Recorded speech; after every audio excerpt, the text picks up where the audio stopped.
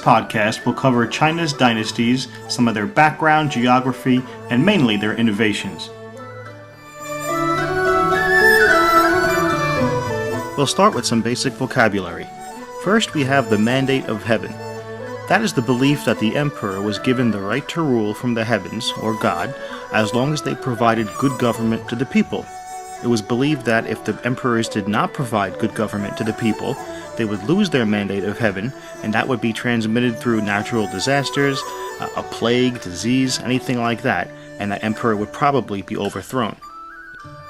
The dynastic cycle referred to the rise and fall of dynasties based on the mandate of heaven, and during this time of dynasties, a system of government called feudalism existed.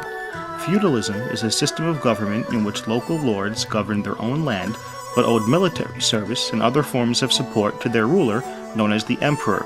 Feudalism is a system of give and take. The emperor gives you land, and in return, you must provide the emperor with services and goods. And finally, we have Shi Huangdi, China's first emperor. In terms of geography, the Tian Shan Mountains, the Himalaya Mountains, the Gobi Desert, and thick rainforests in the south prevented the easy movement of people into and out of China. But, however, trade and communication did take place. The fertile farmland in the east of ancient China supported the highest populations.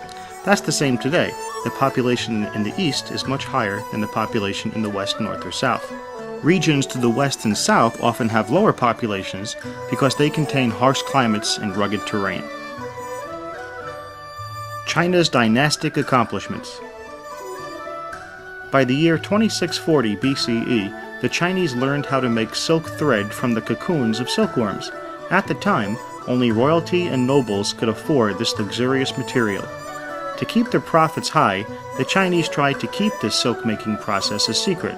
That way, they would have a monopoly on the silk trade market, and no one else would be able to make it, so everybody would have to buy the silk from them. Eventually, of course, like all secrets, other people learned how to make silk. The Chinese also developed the complex system of writing. The earliest writing found in ancient China was found on what are called oracle bones. Oracle bones were used by people called mystics. Mystics were something like ancient fortune tellers usually employed by emperors. What would happen is the emperor would ask the mystic a question, and the mystic would write down that question on a tortoise shell. Here is a picture of one of these ancient tortoise shells. The mystic would then take that tortoise shell and place it into a fire until the shell cracked. The mystic would then read and interpret the cracks and develop an answer based on the cracks and give it to the emperor. Oracle bones were almost like ancient Chinese crystal balls. The ancient Chinese written language involved tens of thousands of characters. A character is a written symbol. Each character required a series of pen or brush strokes. While over time the language was simplified, it still remains one of the most complicated written languages in existence today. In ancient China, only the upper class could afford to learn the written language. These included royal officials, nobles, and wealthy merchants. These Chinese scholars, using paints and brushes, developed the language into an elegant form of art called calligraphy. The picture you see here is a professional calligrapher. China's first emperor, Shi Huangdi, ordered that all feudal walls within the country be connected. The goal of this was to protect China from the nomadic invaders from the north. Now, history has shown that it did not protect China from these invaders, but it did serve as a symbol of Chinese unity and civilized culture, which it serves as today. During the Han Dynasty, Emperor Wudi ordered that a network of trade routes be established called the Silk Road. Actually, the Silk Road was not a road at all. It was just a trade route that had no clear path. The Silk Road was important because it linked China to the Western world. When the Western world first saw the Chinese silk, they were very eager to trade their valuables for it. As a result, many furs from Central Asia, glass products from Rome, and many new foods came into China as a result of this trade for silk. The Han Dynasty determined that civil servants should work in government. A civil servant is one who is given a job because of their merits, not their political connections or family ties.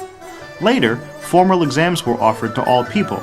These exams were called civil service exams, and they still exist today.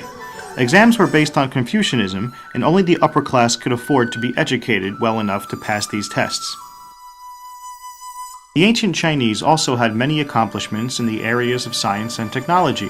Acupuncture is one of these accomplishments that still exist today. Inserting needles into the skin at specific points to relieve pain or treat illnesses is known as acupuncture. Also, the Chinese invented the paper we know of today. The Chinese invented a process of taking bamboo pulp, which is bamboo wood that's been broken down with water, and pressing it into forming paper. Also, the Chinese invented the rudder, which was used to steer ships, wheelbarrows, and suspension bridges. For further reading about these topics, you can read Chapter 3, Section 4, which is pages 92 to 100, and Chapter 3, Section 5, pages 101 to 107.